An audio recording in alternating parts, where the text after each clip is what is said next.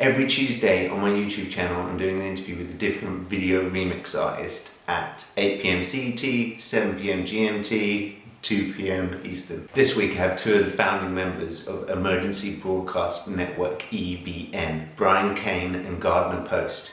E.B.N. were the innovators of video remix. When E.B.N. started, the software to video remix didn't even exist. They had to invent it. They were the people behind U2's Zoo TV tour. At the time, it was pioneering a multi-screen stage show that featured video remixing in the early 90s. They performed with U2 at the VMAs, and they did the VMA Roundup videos in 1998. They've also had 2 albums and had a touring stage show that featured stuff like the Telepodium missile launcher and a rotating projection screen on top of a car. So here we go with Gardner Post and Brian Kane, E.B.N. Hey, thank you both for joining me.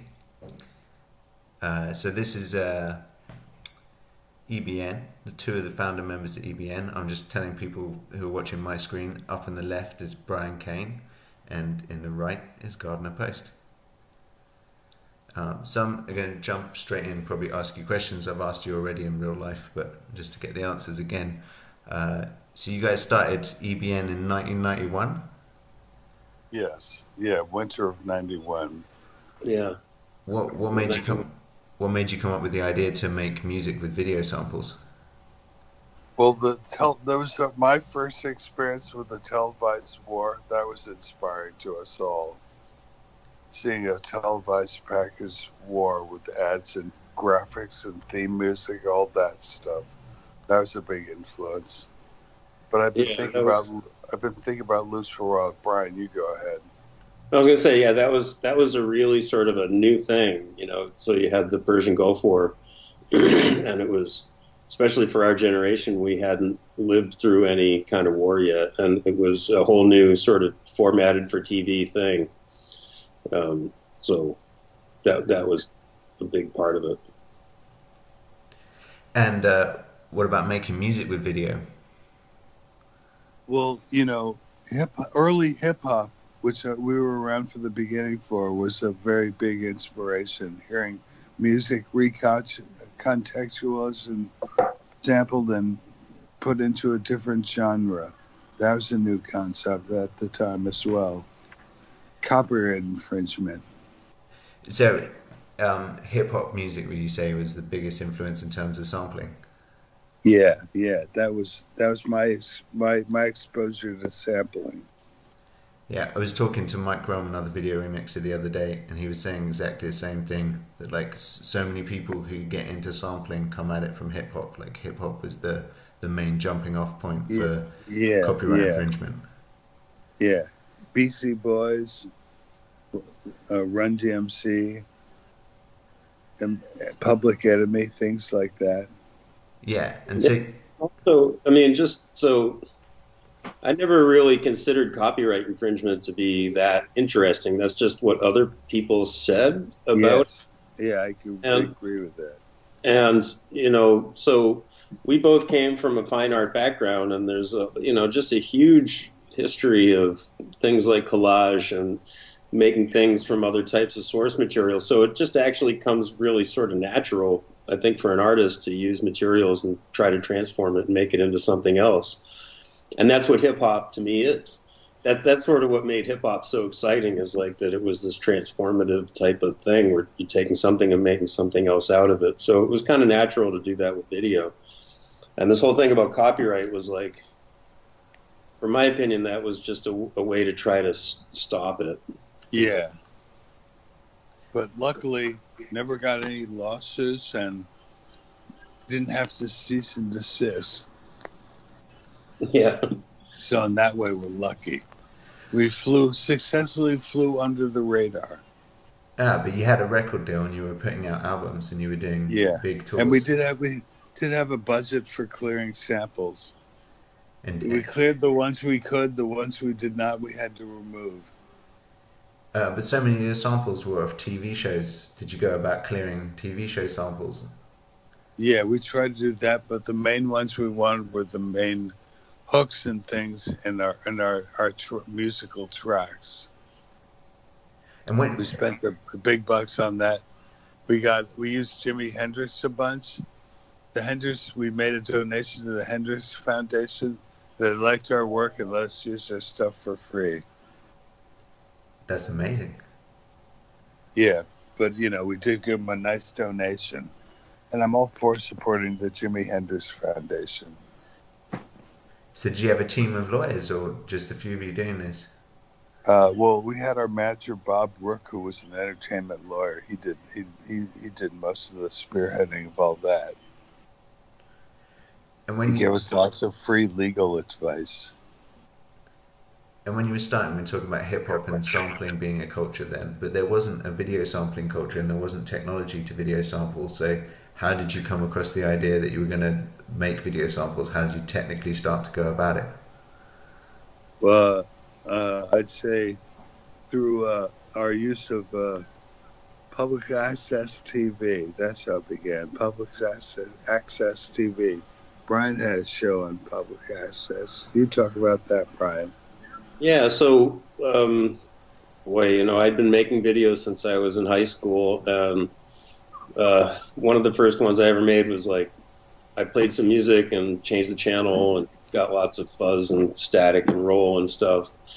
And then later, started just doing funky things with offline editing. Again, it's because we were thinking like artists, like visual artists, So, and there's a pretty robust history of video art going back to the 60s and Nam June Paik and all that kind of stuff. So, trying to make, interesting visual experiences with video is just something like we'd been doing, and Josh and Gardner started making these videos with Eli using a sampler and then cutting the video to it. It took a long time. Yeah, it took a long time. But it really began with 2 VCRs and pause editing. Yeah, that's right. Creating loops the old-fashioned way. Really shitty, untimed loops. Yep. Just trying to hit the pause button at the right time. And it was also sort of this something about looping, right? So one of the things about hip-hop is that they would take something and repeat it and create a loop out of it. And it's just sort of an experience that I think, we just wanted to see that in TV, Yeah. And so you do what you can with however you can to do it. Yeah, last year at the Splice Festival, Brian, you were talking about how you loved loops and musical loops made out of stuff that shouldn't be musical. Yeah, exactly. And also, so there's also this whole sort of, I don't know, what would you call it, surrealism dada kind of thing where, you pick on these odd moments, and by bringing attention to the in-between or the odd moments, all of a sudden they become really interesting. Yeah, that's something we both really have a love for. Yeah, and so I think a lot of that comes from Dada. Awkward pauses, extending awkward pauses, awkward moments. Awkward pauses, yeah. Everything like that. Have you ever done that in a show? Anything that makes you feel weird or bad. or really good, depending. Or really good, Depending. So E.B.N. has made pieces that try to put people on edge. Yeah, we have tried. We always felt like we were giving the audience their medicine. Some entertainment and some news, and hopefully a little bit of insight into something or other. Media medicine. Yeah. It's more like a critique of the media. Yeah, and it was also, I'm trying to think of how to word this, but I definitely remember talking about this, cutting up the original George Bush. It's how can you take something that sucks so hard and make it into something cool? Is that even possible? Is that even possible? Exactly. Is that even, The jury's still not out on that question. Well, no, but it's very similar to, can you take a 1987 K car and make that really cool? Right. Take Yeah. it to Count's Customs Yeah. or Monkey Garage. When you did the U2 tour, didn't they open the show every night with that "We Will Rock You" video? Yes, they did. And That so, was, that was an amazing thing. yeah, U2 had you do the, basically conceptualize their live show and do video pieces with them and perform at the VMAs with them. How did U2 come about? Well, they hired us for some video pieces for the Zoo TV tour initially. And so it just became a job. They bought that first piece, then they commissioned us to do like 6 or 7 other pieces for Zoo TV, and then brought us back again for Zooropa, the European tour. Did the opening slot for Zooropa and another bunch of pieces. Actually got Larry, the drummer, to sync up to a click track, something he'd never done before. He's not too happy about it, but he did a good job and complied. Yeah, They never worked with click tracks before. I heard Larry's the member of the band who's really into the innovative stuff. He was into the Disposable Heroes of Hypocrisy and... Oh, really? I did not know that. Yeah, Disposable Heroes, those guys were really great. And so you also did the VMAs with them? Yeah, we also did the VMAs for MTV in 1998. Yeah, and... another job. High pressure, lots of restrictions, absolute deadline. Nice. How many people are in EBN? Well, there's a total of 4 at any one time. And now it's just Brian and I continuing with similar type of work and other things. And how did you guys come across the idea to turn it into a touring outfit? 'Cause you guys toured with, it was a type of performance art. Yeah. Not just playing videos. The Lollapalooza was like the first tour, right? Yeah. And then, once we had a record label behind us, they sent us out on a tour to support our first album. Nice. And Telecommunications Breakdown. And can you describe what the live show looks like? Well, it focused on some mechanical props that I built, and Josh sort of mimicking the audio samples in the videos and just being a freaking madman on stage. We incorporated prop guns and lots of props and things and lots of projected video. Yeah, the telepodium missile launcher, did you take video that with you projections, everywhere? right? Yeah, the telepodium. That was and video projections. Like you got that. Remember, you got that first generation Sharp projector. Yeah. So they were real expensive back then. Now they're cheap. It was like thousands of dollars to get a video projector back then. Do you still have that projector? No, I don't have any of the old ones anymore. They shit the bed. And what happened to the telepodium? My mother made me take it to the dump. Just be honest with you. That's what but happened. The first one burned down in a really the first one burned down. The one I took to the dump, when I got home, my mother said, "Don't you feel better?" I was like, "No, I don't feel fucking better." I didn't want to take it to the dump. I didn't understand why she did that. Why was it taking up too much room? Yeah, I think it was an eyesore in her mind. It was took up a lot of room. It probably looked really ugly to her.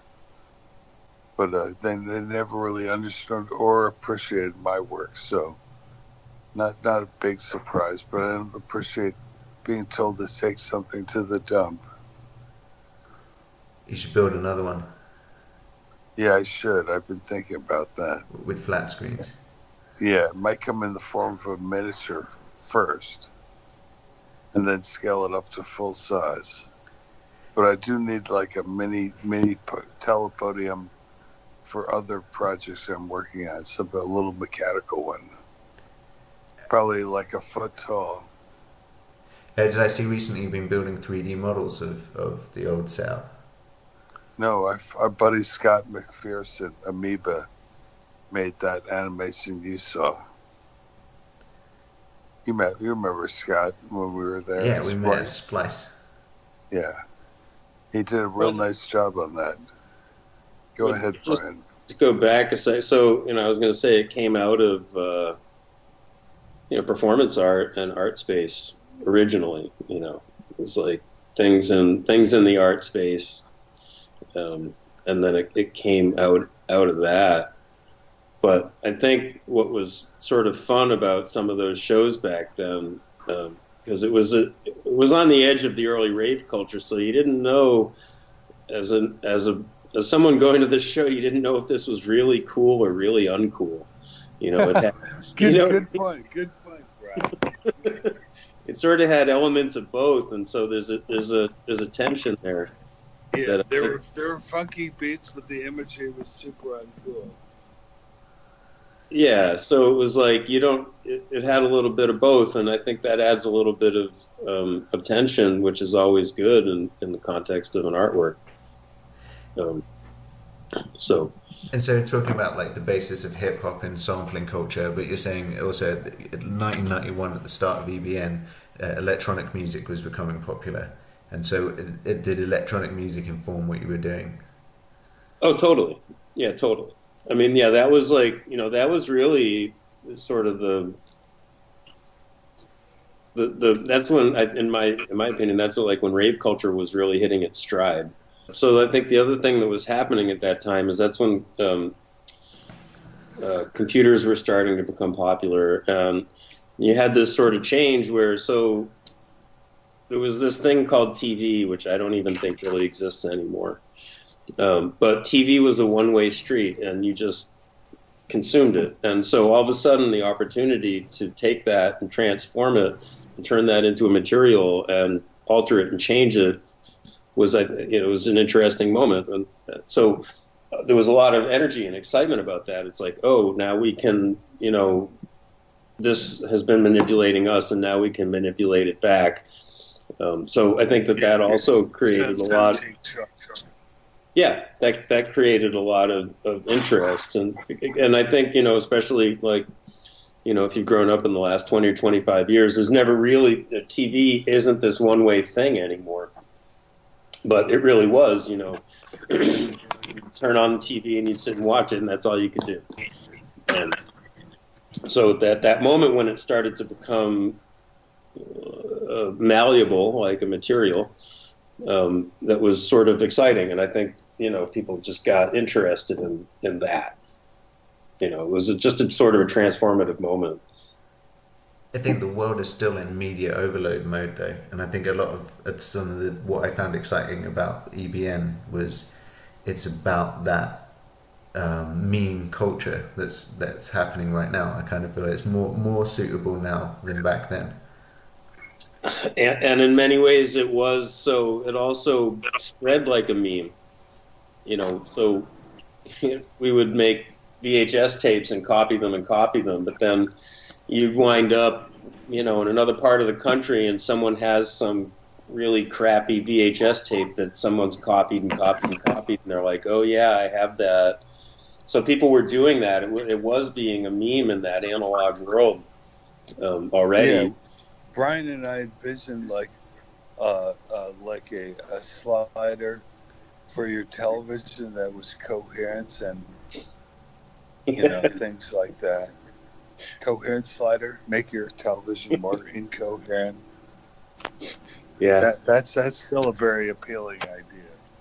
Yeah, and I'm still working on that stuff. So yeah, so like a slider that goes from funny to sad, or like movies that make them more abstract. Yeah, the abstraction. The dialogue remover. Yeah. Mute every third word. Awkward pause to 11. Yeah.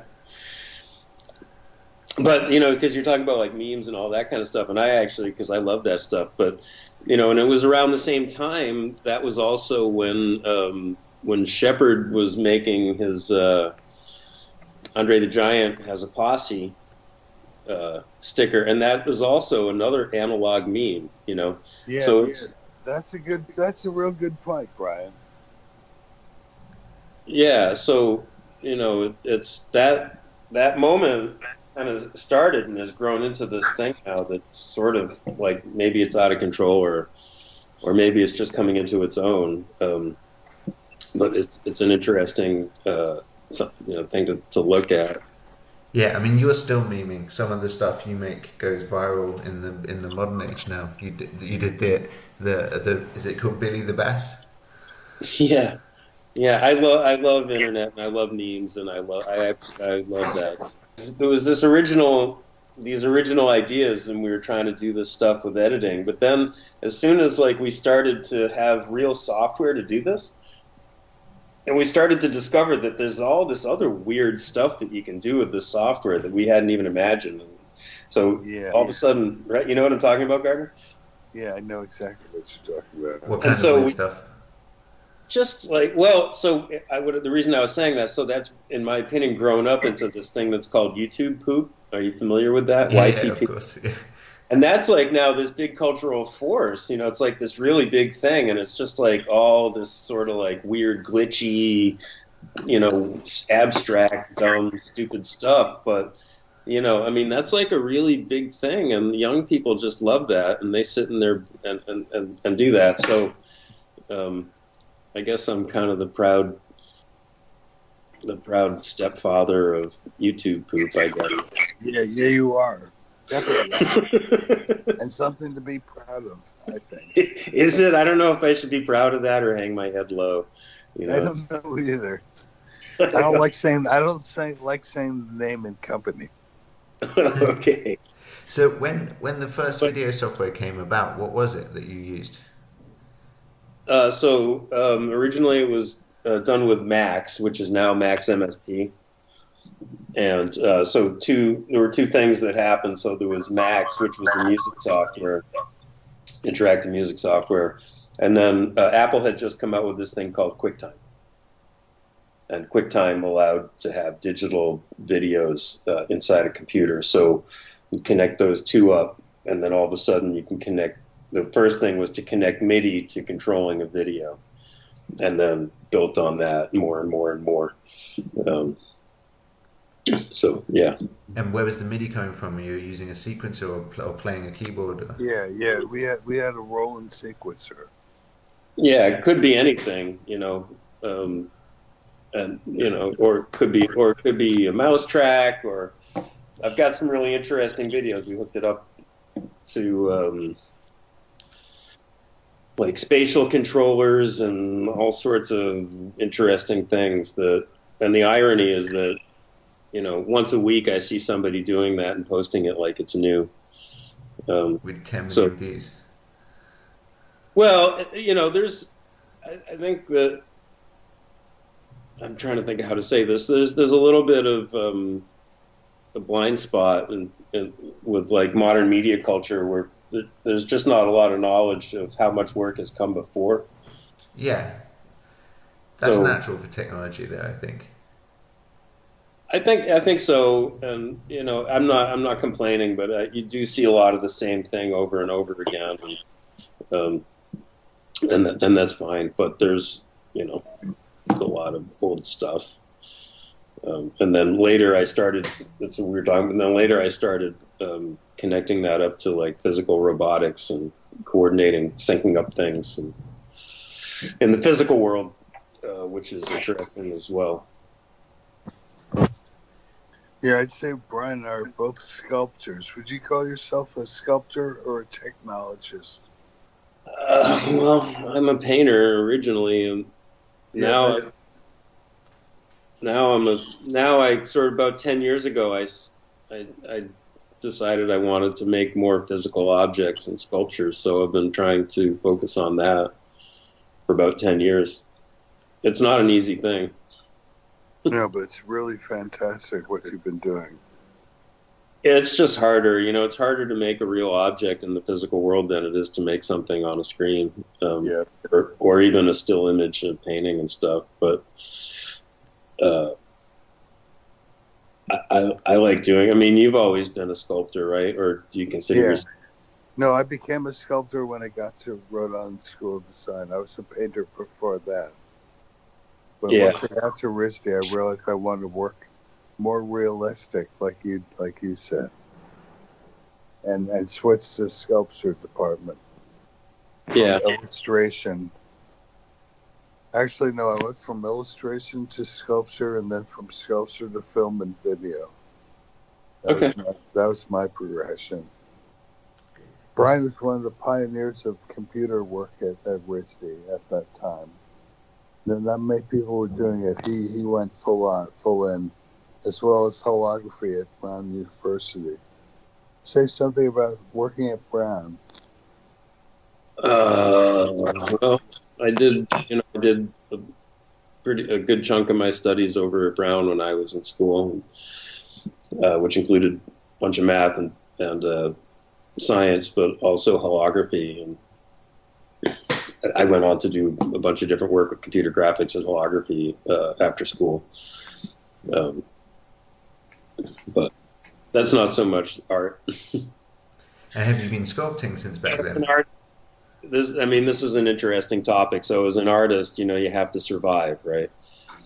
And so you wind up frequently having sort of a split life where you do a certain thing to survive or to make money, and you try to carve out time to do your own work. Yeah, exactly. And, hopefully if you're lucky and you play your cards right, the thing that you're doing to survive will at least inform or, somehow work with the artwork that you're trying to do. So I got sort of lucky there, and between the computer graphics and the video and object making and stuff, that sort of informed what I was doing.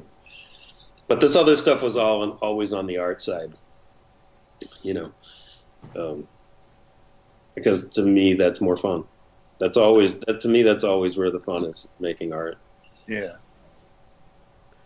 And you guys all met in Rhode Island?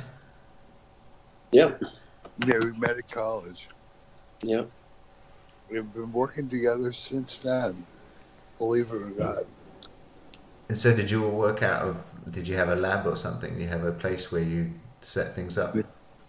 We had a studio. E.B.N. had a studio in Rhode Island. In Rhode Island. Yeah. Nice. Well, what were the first computers you had? Had the Quadra 950s. Had like 6 Quadra 950s. Trastos on tour. Bouncing around in the bottom of a bus with an expensive video card is not a good idea. Yeah, we beat the hell out of those machines, but we made them work really hard too. And so when you were playing live, they're running Macs, they're full video samplers. We were running Macs and some MIDI. And so how many video samples could you fit on one computer? It was really had to do with how much RAM you could afford. Yeah, so everything had to be loaded into RAM. You take it, Brian. And memory was expensive, so I started I started working on the old PCATs back in the 80s, and then did a lot of SGI, Silicon Graphics work, and then the first time I actually bought a computer was Mac 2, which was a beast. Those are really, really, and it still runs. I just donated it to this. There's a museum. Oh, you did? That's cool. Yeah, so there's a museum in this place in Colorado, in Boulder, Colorado, the Media Archaeology Lab, they call it. And so I donated that whole original system with the DJAC 1.0 and the original keyboard and monitor and everything, and made it work so that students can come in and play with the old, the old stuff. I would say on our Quadra, we had like 3 or 4 minutes of samples. You'd make a big movie and then break it up into its individual little bits, assign them to a key, something like that. The key could loop or just play A to B, something like that. Yeah, but then again, if you remember, like even before then, remember the W30, I think had like 30 seconds of sound samples, right? Yeah. Well, not a ton of memory. Yeah, but so this is, this is sort of an interesting. It was enough. This is an interesting point. So sometimes when you have a very limited capacity or a limited tool set, it really makes you think about really using it really cleverly or smart. And one of the things that I see is like, gee, take out your typical laptop, you can do anything, right?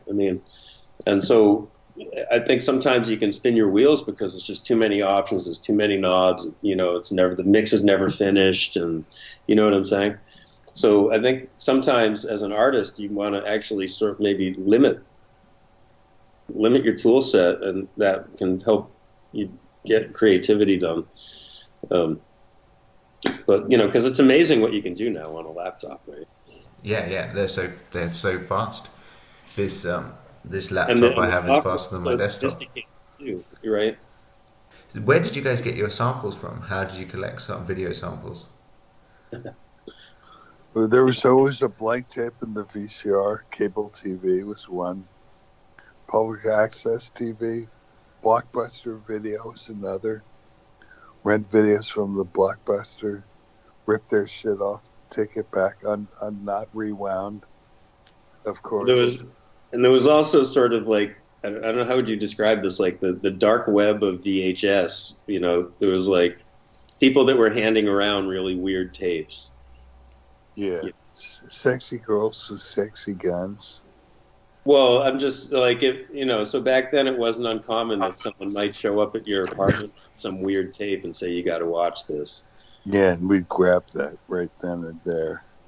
That was the equivalent of like sending someone a link on Reddit, Yeah, it was also a really nice housewarming gift. Yeah. That would make the host very, very happy. Somebody had some weird shit to show me that I could take. The latest fake app videos. Yeah, so it came from many different directions. But in that regard, so Gardner has spent a lot of time over the last couple of years putting together this. He's made an archive of all of that stuff, and we have that. And there's a lot of content that I think people really would be interested in, and we're trying to figure out how to get it out there. How big a file size is all of that? I've been putting as much as I can up on YouTube, but they block a lot of it. Well, but regardless, because you were saying, where'd you get this? And so, we've got, a couple of terabytes of all interesting stuff. And, I've shown that to some younger people, young video makers, and they're actually really interested in it because you don't get that much of an opportunity to watch like an hour of MTV from 1986 anymore. And it looks cool. It's like a little piece of history, and it's an interesting piece of history because it's mostly gone. Yeah, most people have no idea how MTV began and what it was like. The MTV was a big influence when I was at college. Hip-hop, that's where you go to watch hip-hop videos and see lots of cutting-edge new work. Also, even the adverts on MTV back then were, they were giving advert work to really experimental artists. Yeah, they were. Yep, and the nature of that, at the time, once something was done, they would just throw the tapes away. So, we have some, other people have these videotapes of stuff that I think is historical, and like Gardner said, you can't. A lot of it gets blocked now, so which is interesting to think about. It's like you've got this. It's interesting from a historical perspective, but there are modern commercial interests that want to not have that available. But the reason I'm only bringing it up because we actually have this incredible archive, and so we've been trying to think about how to present that, make it available. Yeah, and that piece that we showed last last summer in London was based on that archive. Right. So can you talk a bit about that? Last time I saw you was at the Splice Festival, and you were performing with a games controller. Yeah. So, let me see. First time I put together a game controller, I started doing that like in the early 2000s. I don't remember the exact year, and I just think it's a great way to do presentation. So one of the things I think that's really kind of rough about your modern laptop DJ or VJ or whatever is that it's really boring, and it's like a heads down experience, right? You're watching someone who's got their head down, they're glowing. And so by allowing, it's much more intuitive for most people to work their fingers like this than it is to mouse around and do all that kind of stuff. So I started doing it from a game controller years ago.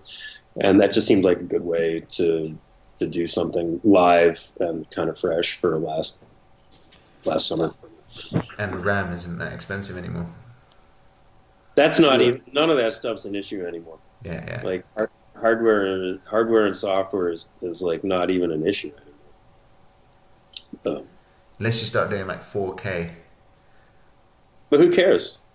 I mean, that's just like, who cares? When I hear people, it's like, who cares? I mean, that just means you don't have any ideas, so you need more pixels. Yeah, fair enough.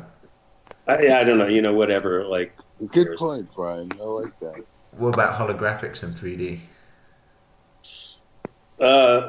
That's pretty interesting. In terms of what's your, I don't know, what's your question? You started out working in holographics. Well, you didn't start out, but you worked in the 80s in holographics. Is it something you've worked on recently?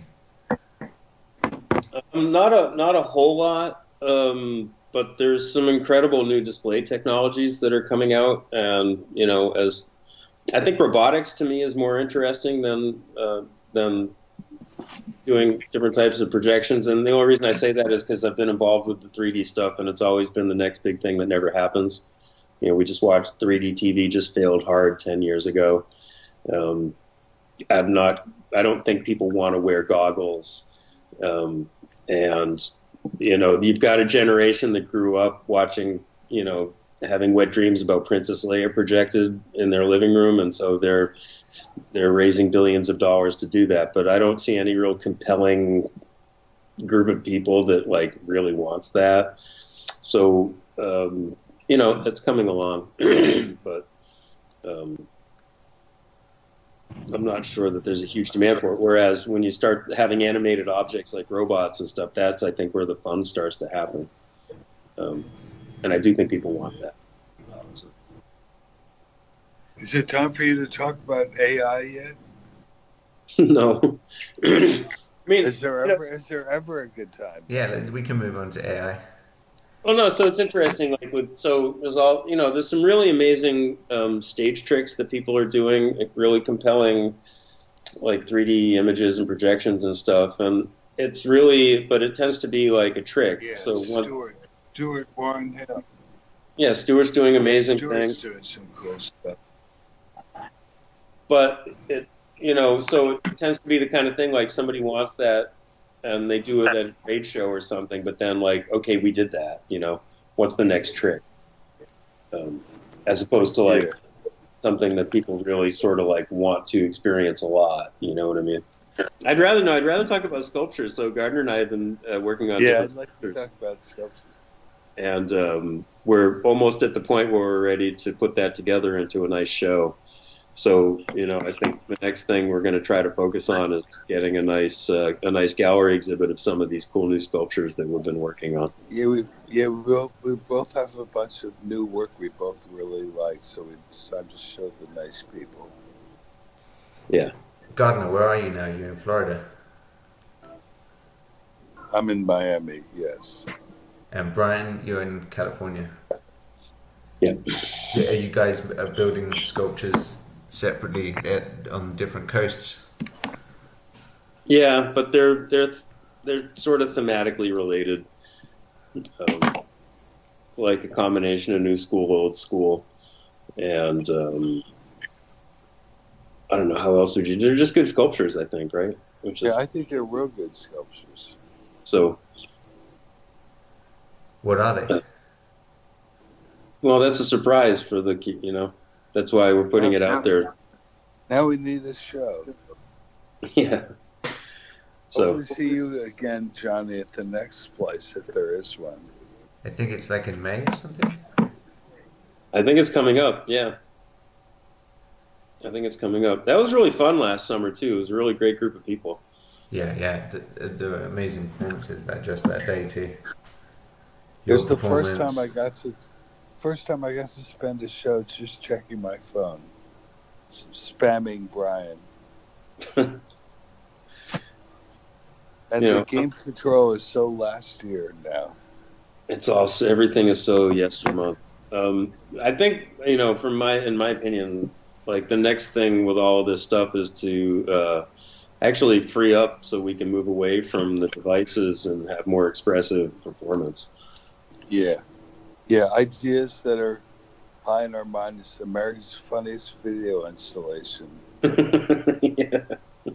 That's America's funniest conceptual art installation. Yeah, America's funniest conceptual art video installation. Have you seen E.B.N stuff? I don't know. What is it?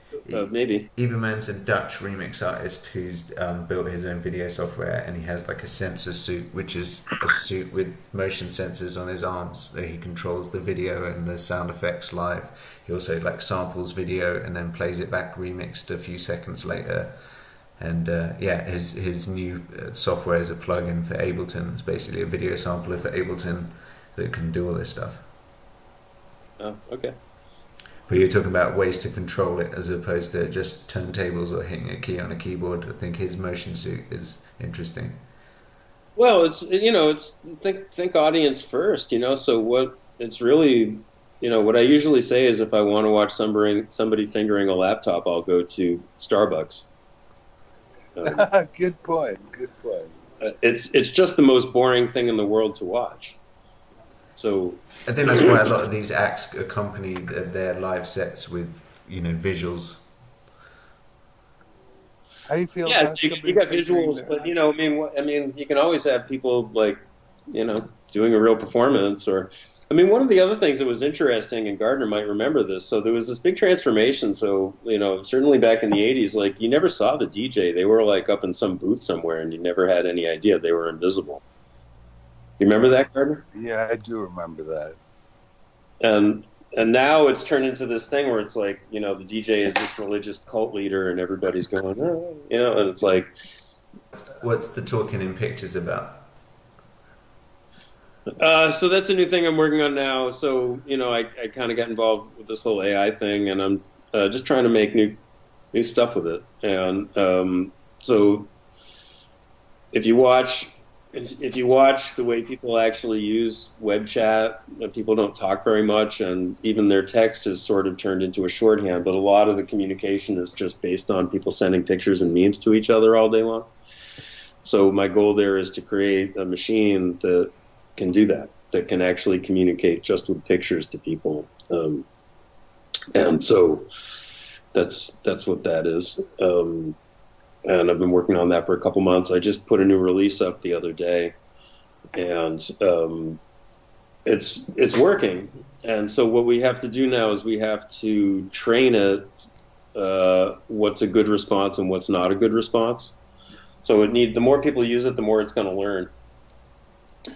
And so the new feature that I added was the ability to either give it a thumbs up or give it a poo icon, so we can start to train it on what's a good response and what's not a good response.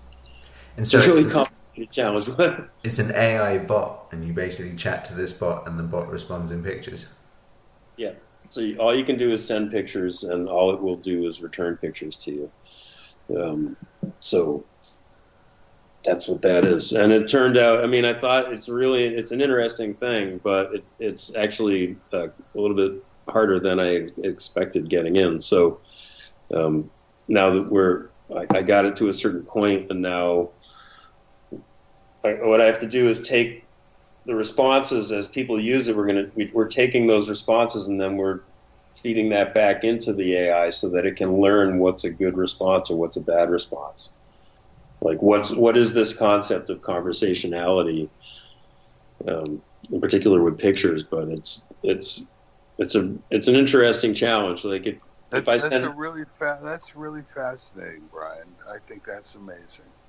it's been fun, It's really it's like, if you send me a picture, we know what's in that picture at a conceptual level, but then how do I give you one back? Do I send you a picture of the same thing, or if you send me a cat, should I send you a dog, or should I send you another cat? A cat, definitely a cat. Well, that's the whole thing with conversationality. So that's that. Yeah. Now that it's working, I'm trying to focus in on that.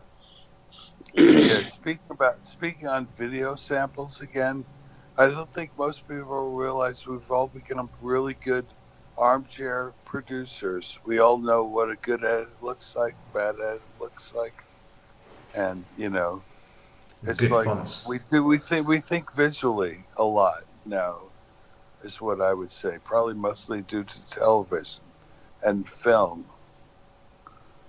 And to the fact that everybody can do this stuff now, Yeah.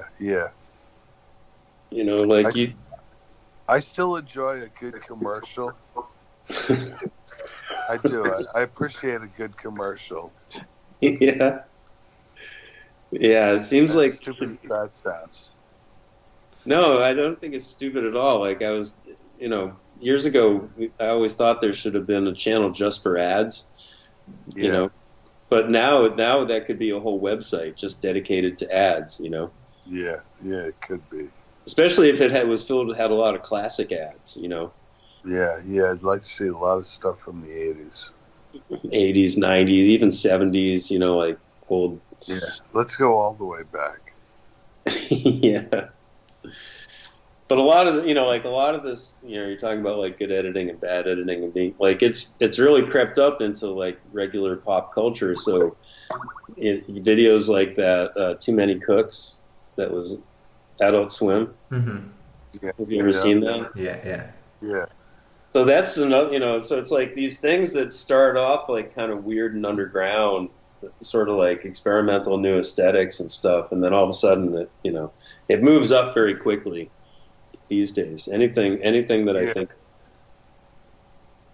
Yeah, with E.B.N, we realized we had a lot of power in our hands, and we were excited to exercise those powers. The power of the media.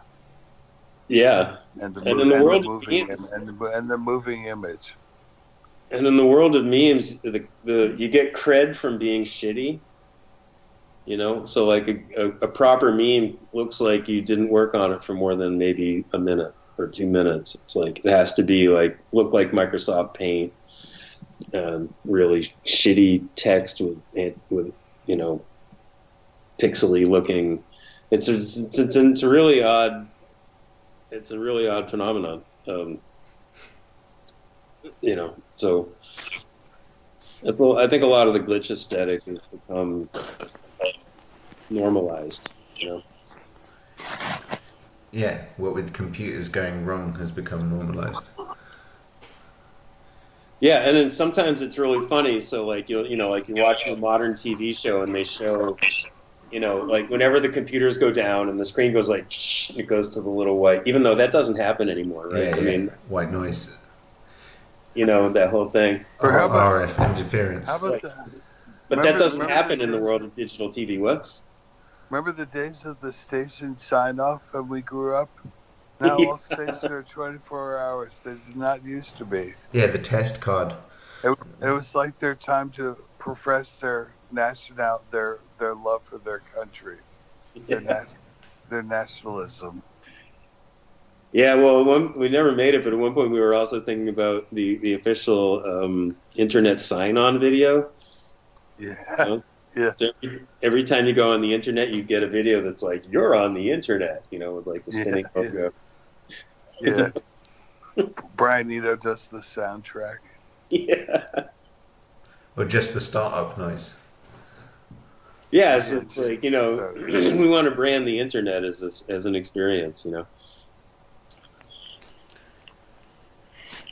Maybe. So I don't know what else is on your mind, Gard. Well, yeah, we've covered a lot. I'm pleased. Yeah, nice. Oh yeah, well, there's one more thing. When I do these interviews, I like to do a tiny segment where it's remixed. So could I ask each of you to make some funny noises into the camera? Stuck in a loop. Stuck in a loop. My name is Brian. I can show you something. You acknowledge. Any motherfucker named Ice Cube from the gang called niggas with the everybody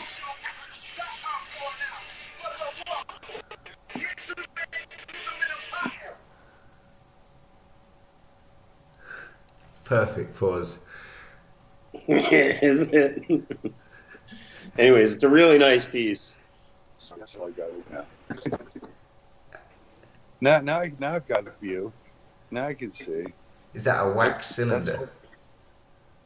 How do you Yeah, make I a don't wax cylinder? Can you show the whole thing, Gardner? Just turn the phone around. How do you make a wax cylinder? I've I've got a guy in England who made some for me, Duncan Miller. There's lots of different tunes. Yeah. What's You can that? DJ Yeah. with that. Yeah, there's Yeah, two. that's the idea. Two terms, two phonographs, and a DJ. Try to do a mixed set, Nice. but we're just getting there. Are they wind Just up? have one machine, wind up with a crank handle. So it's a workout and a DJ set. Yeah, that's the idea, Johnny. We'll see how it works out. It looks awesome. Which is just sort of a strange coincidence. So my neighbor gave me this old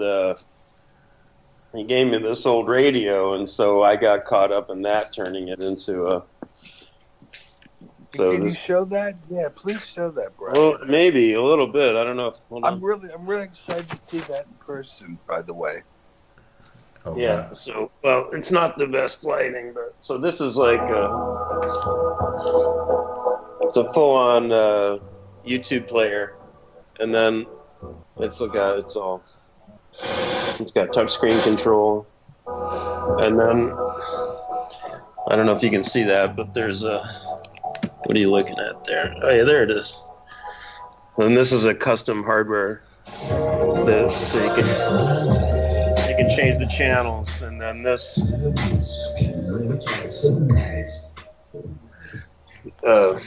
these are for tuning it.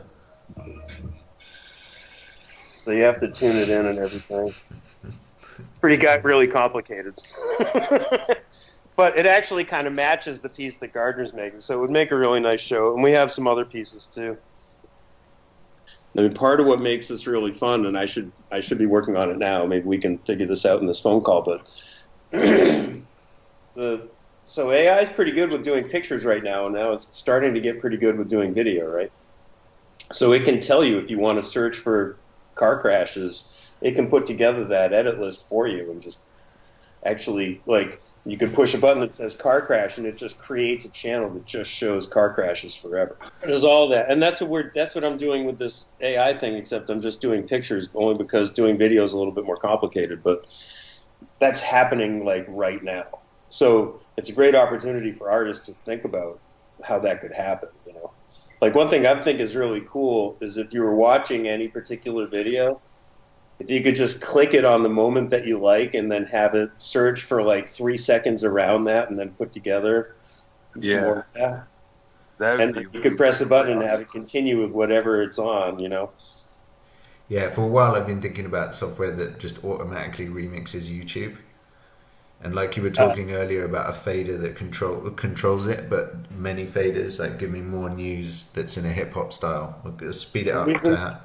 Believe me, we've been thinking and talking about this for a long time, and it's all about to happen right now. So that whole thing is about to change in these weird ways. Yeah. And so it's a really great time for artists to get involved with it. because there's like some fun whole things that nobody's ever seen that's about to get made. You know, it's really cool. That's why I like the AI thing, because it lets. I'm like, yeah, you know, Yeah, the totally, fun. totally. Not watching 70 hours of video to find all the little 2-second clips. That's not fun for me. Yeah, No, cataloging tapes, not fun either. that's what I spend most of my life doing. Nobody likes collating. And there's different ways too. You can think of images, whether they're still images or moving videos, as being conceptually the same. So like it's got a picture of a dog. That's a conceptual similarity. But then you can also look for things that are visually similar, which might have different content, but it's got the same composition, grouping, you know, color range. You know what I'm saying? Yeah, totally. So it's really an exciting time as well, which I think is kind of cool. So you can search on things like celebrities and logos, you know. So it's like you want, but you know, YouTube doesn't really make it easy to work. Like they have all this content, but it's actually sort of challenging to work with because you want to look at data, not their metadata. Yeah. Yeah. You know what I mean? Yeah, totally. It just editing by subtitle files would be amazing. Oh, so we've got this archive. Yeah. How many hours do you think are in that archive, Gardner? 400? Yeah, something. It's like 350 VHS tapes. No, 400. Could be 800 hours. All from this time period of what, like 85 to 92 or something? A little bit later? Yeah, something like that. So that becomes an interesting data set to look at. When people are developing the software, we have a really cool data set. So you're going to plug it all into AI and get your archive?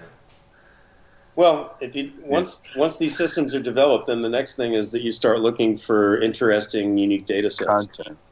Content. Yeah. But the AI, for especially for video artists, is going to be just a massive thing. It's like the greatest thing ever, you know. Because we've all been talking about it for 20 years. Like, I wish there was a way to really like find content and manipulate it in an easier way than this. Yeah. Yes, I agree. I mean, do you just take stuff and sit and chop out all the little bits? Yeah. Do you do first a preliminary find all the little bits, right? Yeah, but I've got really good at watching stuff at like almost double speed and understanding it.